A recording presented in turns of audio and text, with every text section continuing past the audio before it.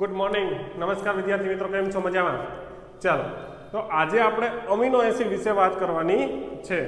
Amino acid ખૂબ જ અગત્યનો ટોપિક છે, તેની અંદરથી ક્વેશ્ચન પૂછાવાની શક્યતા છે કેમ કે થોડું ટફ તો નથી ન કહી શકાય પણ એમાંથી ક્વેશ્ચન પૂછાઈ શકાય ચેપ્ટરની અંદર સારો એવો ટોપિક છે। ચાલો એમિનો એસિડ વિશે વાત કરીએ।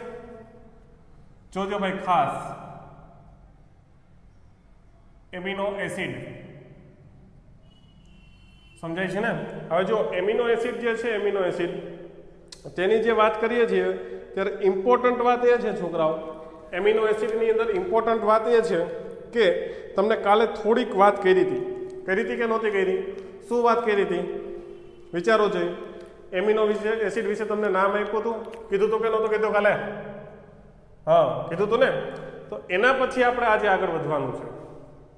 एमिनो एसिड जे छे एमिनो एसिड बराबर तो एनी अंदर समझो खास कार्बन अहींया शुं छे भाई COOH क्लियर थाय छे।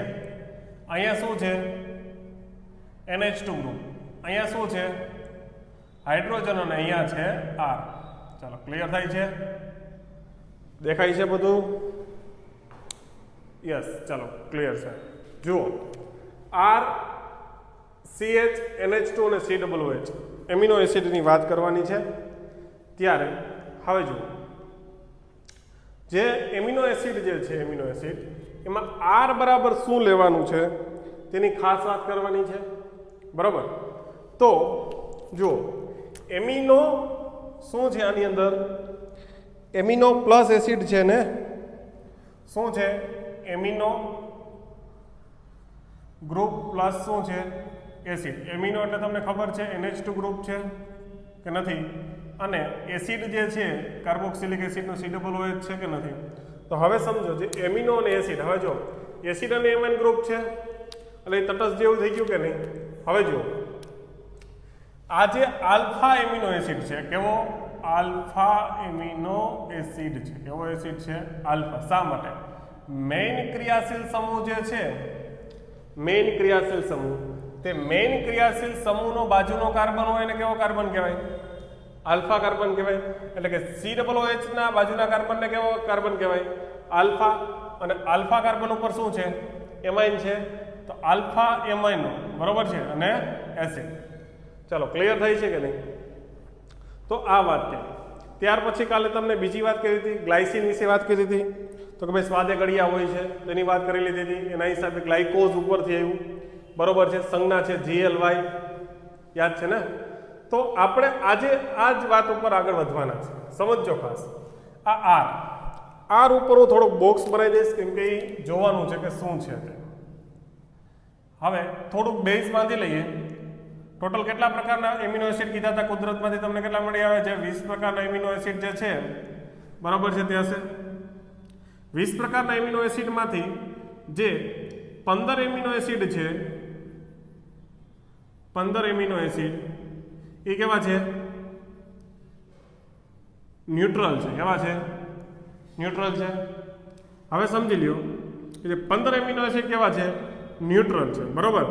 हवे याद राखजो के 15 मांथी 3 एवा छे 3 एमिनो एसिड केवा 3 एमिनो एसिड जे छे ते खास याद राखजो के ते केवा छे बेस छे केवा छे बेस અને બે એમિનો એસિડ જે છે બે એમિનો એસિડ તે કેવા છે એસિડિક છે યાદ રાખજો ખાસ। ટોટલ એમિનો એસિડ કેટલા 20 એમાંથી 15 એમિનો એસિડ કેવા છે ન્યુટ્રલ છે કે નથી ભાઈ તટસ્થ ન્યુટ્રલનો મીનિંગ શું થઈ જશે ભાઈ તટસ્થ લખો છો અહીંયા ચાલો આ તટસ્થ चलो क्लियर थाय छे। त्यार पछी शुं थई जशे बेज अने बाकी एसिड। हवे जुओ के 20 नाम याद राखवा जरूरी छे पण खास करीने परीक्षामां केटला पूछाय छे एनी उपर आपणे वधारे फोकस करशुं बरोबर छे। तो ज्यारे आ 20 प्रकारना एमिनो एसिड छे एमांथी 3 ने 2 5 याद रखाय बाकीना 15 एनी सिवाय ना आवे तो ए केवा होय तटस्थ ज होय ने। चलो साचुं के खोटुं तो पहला आ बे विषे बात करी नाखीए 3 बरोबर है जे 3 बेस जे छे तेना विषे बात करी नाखीए। ચાલો હવે જુઓ જે 3 બેઝ જે છે 3 બેઝ તેમાં કયા આવશે તો કે લાઇસિન,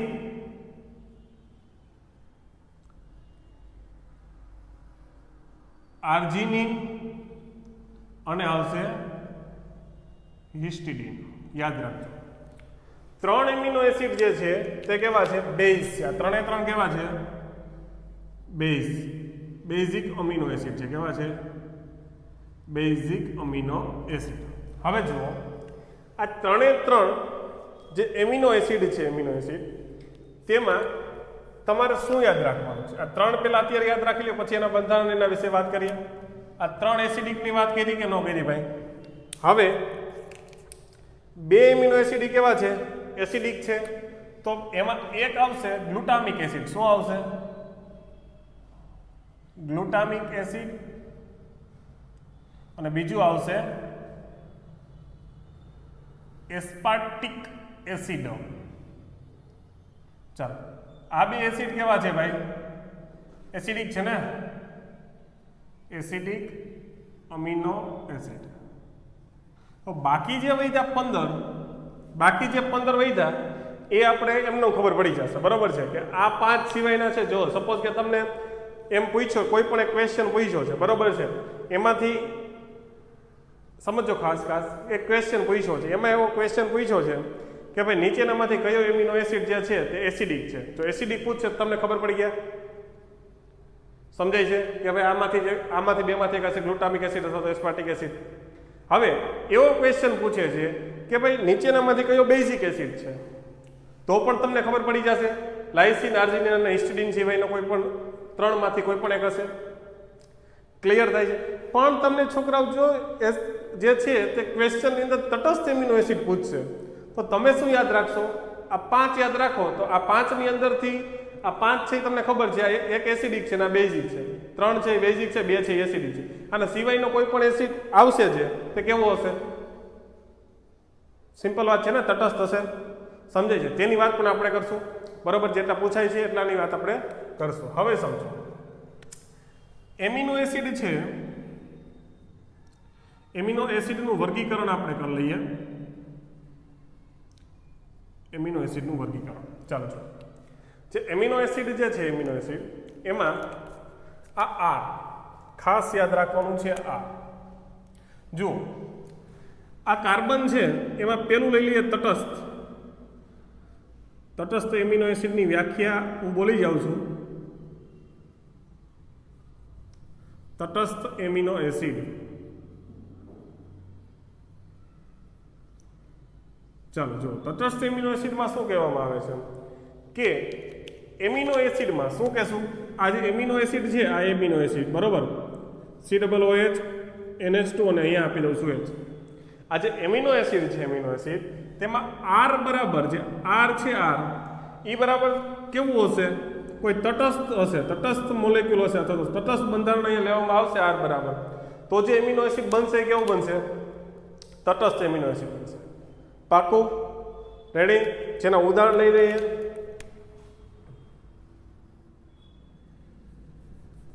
ઉદાહરણ તરીકે લેશું લાઇસિન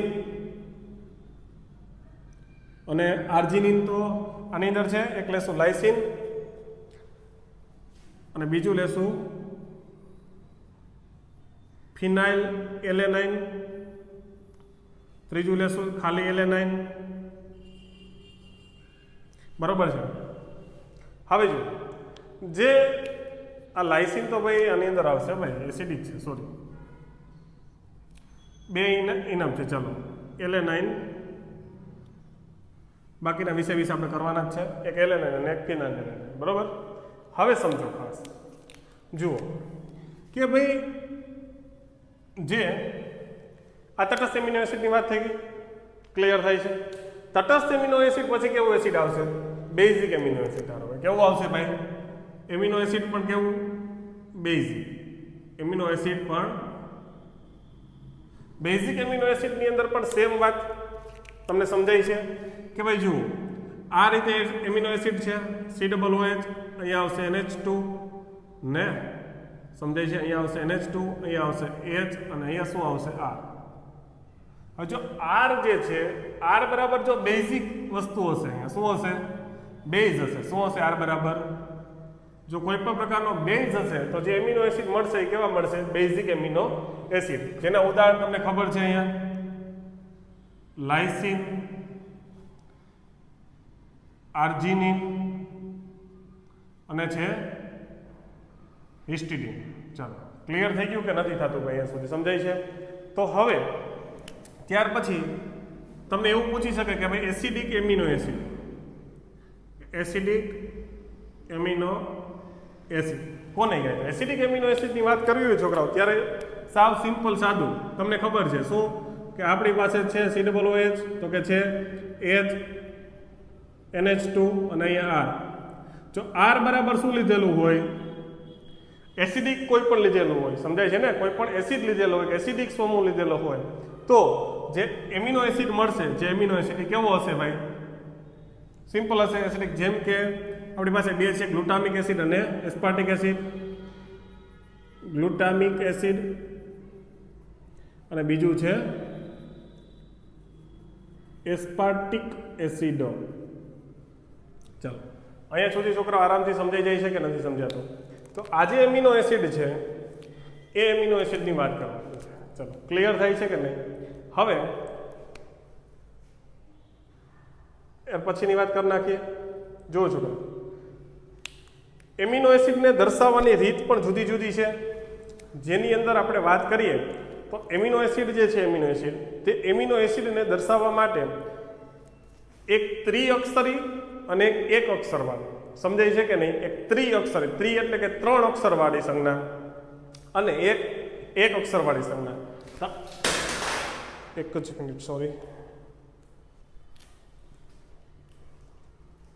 હવે સમજો કે ત્રિઅક્ષરી સંજ્ઞા અને એક અક્ષરી જે સંજ્ઞા છે એક અક્ષરી સંજ્ઞા તે એક અક્ષરી સંજ્ઞાની અંદર કોઈ પણ વસ્તુ જે છે તે વસ્તુમાં કોઈ પ્રકારનો પ્રશ્ન થવો જોઈએ નહીં શું કે ધારો કે આપણે એક વસ્તુ લઈ લઈએ અહીંયાથી બરોબર છે એક જે વસ્તુ લેવાની છે તે વસ્તુ તરીકે આપણે ગ્લાયસિન લઈ લઈએ આગળ જે ઉદાહરણ લીધેલું છે એ મુજબ ધારો કે ગ્લાયસિન જે છે ગ્લાયસિન તો તે ગ્લાયસિન છે ગ્લાયસિન તે ગ્લાયસિન જે છે એના 3 અક્ષરી સંજ્ઞા એટલે શું કે તેનું બંધારણ જો ગ્લાયસિનમાં R બરાબર H લેવામાં આવે છે શું લેવામાં આવે છે ગ્લાયસિનમાં જે R છે R એ બરાબર શું લેવામાં આવે છે H લેવામાં આવશે યાદ રાખજો ખાસ ગ્લાયસિનમાં R બરાબર શું લેવામાં આવે છે H અને ખાસ યાદ રાખજો તેની સંજ્ઞા ગ્લાયસિનમાં GLY એટલે એ ત્રિઅક્ષરી સંજ્ઞા થઈ કે નહીં ત્રિઅક્ષરી સંજ્ઞા ત્યાર પછી એક અક્ષરી સંજ્ઞા જે છે એક અક્ષરી સંજ્ઞા બરોબર છે એક અક્ષરવાળી સંજ્ઞા તો એ બરાબર એક ગ્લાયસિનમાં કેપિટલ G લેવામાં આવે શું લેવામાં આવે છે કેપિટલ G તો આજે એમિનો એસિડ જે છે એમિનો એસિડ તે તમામ એમિનો એસિડ જે છે તેમના અંદર એક ત્રિઅક્ષરી સંજ્ઞા હશે અને એક અક્ષરી સંજ્ઞા હશે ચાલો અહીંયા સુધી સમજાય છે કે નહીં ચાલો અહીંયા સુધી જોઈ લો ફટાફટ હવે આપણે આ જે તમામ એમિનો એસિડ છે તમામ એમિનો એસિડ જેટલા કામના છે કામના બરોબર છે એ બધાને ત્રિઅક્ષરી સંજ્ઞા એક અક્ષરી સંજ્ઞા અને તેના બંધારણ વિશે આપણે જોઈ લઈએ ચાલો સમજાય છે કે નહીં અહીંયા સુધી ચાલો જુઓ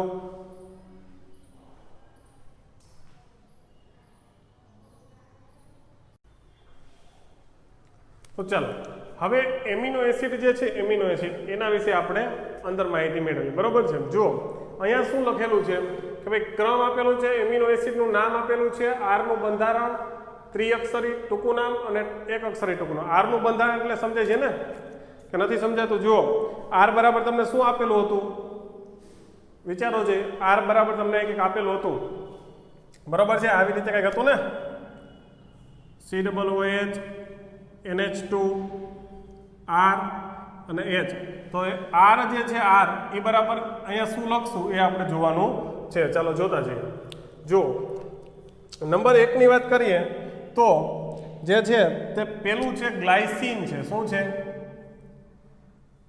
ગ્લાયસિન સમજો ખાસ ગ્લાયસિન જે છે ગ્લાયસિન તેમાં R બરાબર H લેવાનું છે શું લેવાનું છે ભાઈ H ખાસ યાદ રાખજો ત્રિઅક્ષરી સંજ્ઞા જે છે ને એમાં જી એલ વાય લેવાનું છે, જી કેપિટલ, એલ સ્મોલ અને વાય પણ સ્મોલ. ચાલો યાદ રાખજો, ખાસ થોડાક જે છે 6 યાદ રાખવાના છે, ઇમ્પોર્ટન્ટ છે, બરોબર છે.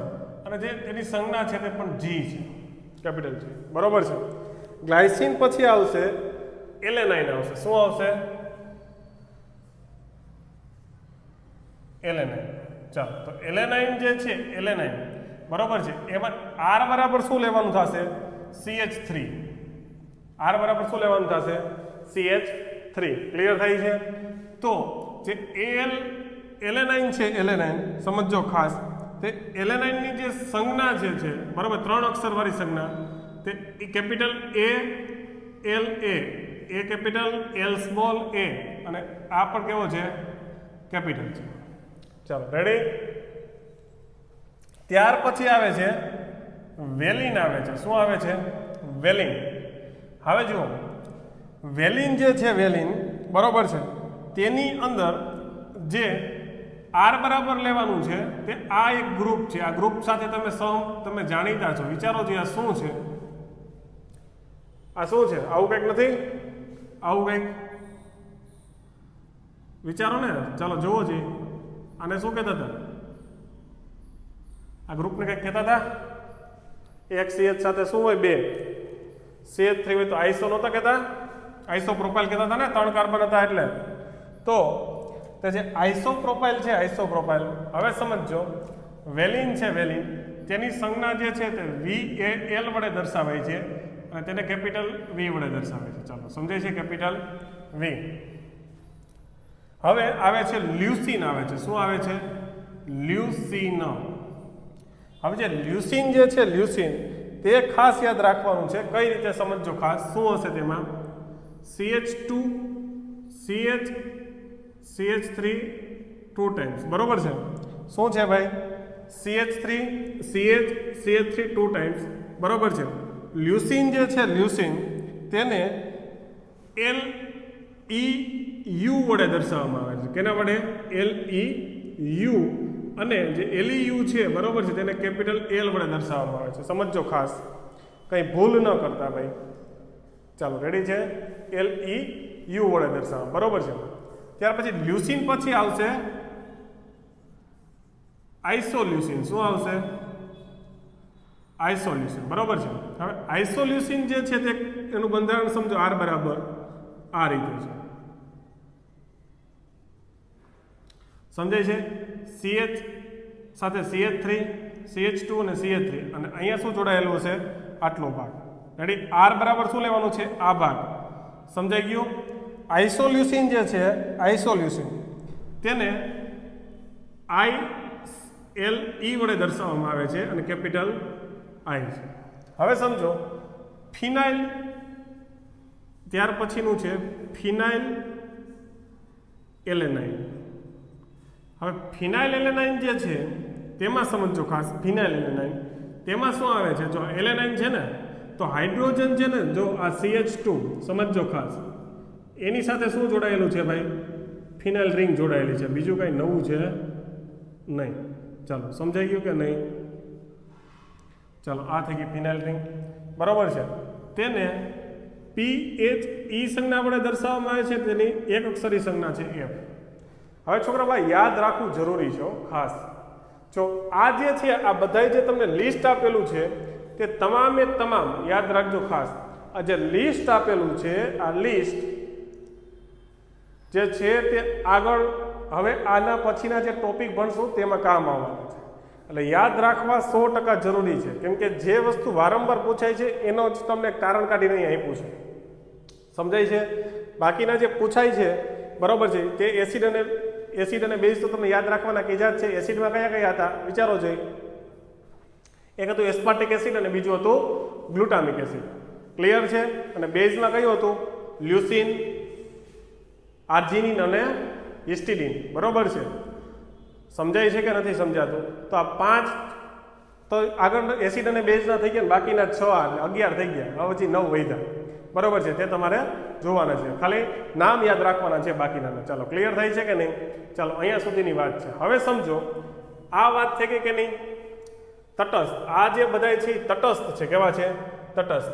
હવે અહીંયા હું જે કરીશ લખીશ જે સમજજો એમાં બે ભાગ પાડી દઉં છું એમાં એક આવશે ઉપર આપણે લખી નાખીએ આ જ વસ્તુ સેમ ટુ સેમ અહીંયા બરોબર પણ કેવા એસિડની વાત કરી નાખીએ તો એસિડ પેલા બેઝ લઈ લઈએ 3 છે ને વધારે ચાલો પેલા બેઝિકની વાત કરી નાખીએ તો જે બેઝિક જે છે બેઝિક તેમાં 3 છે કયા કયા છે વિચારો છે લાઇસિન હતું ને લાઇસિન બીજું કેવું હતું આર્જિનિન બરોબર છે અને ત્રીજું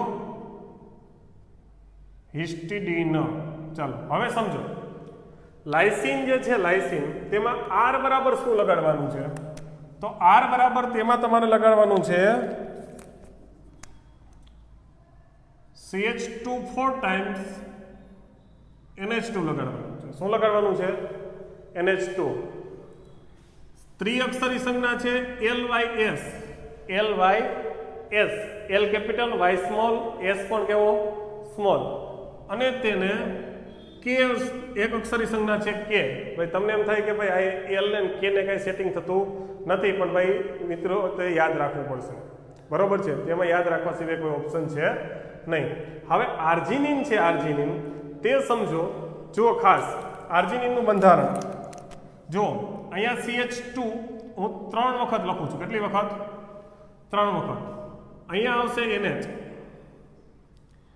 કાર્બન સાથે NH2 જોડાયેલો છે અને આ કાર્બન સાથે દ્વિબંધી NH જોડાયેલો છે સમજો ખાસ આમાં કઈ પ્રકારનો અડાવડું નહીં ચાલે તેની ત્રિઅક્ષરી સંજ્ઞા છે ARG A કેપિટલ R અને G સ્મોલ સમજાય છે અને તેની એક અક્ષરી સંજ્ઞા છે R ચાલો રેડી હવે વાત આવે છે હિસ્ટિડીન હિસ્ટિડીન જે છે તેનું બંધારણ કંઈક આવું છે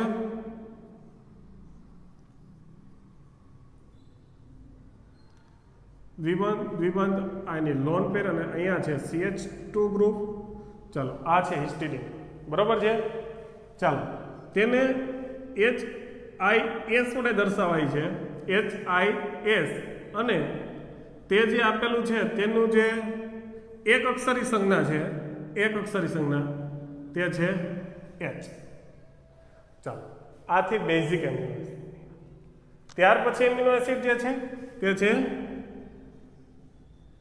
એસિડિક એમિનો એસિડ ચાલો એસિડિક એમિનો એસિડ જે છે તે એક જ મિનિટ છોકરાઓ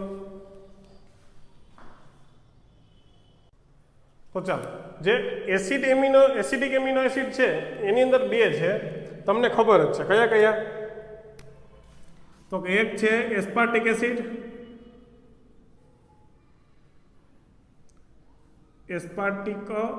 એસિડ અને બીજું છે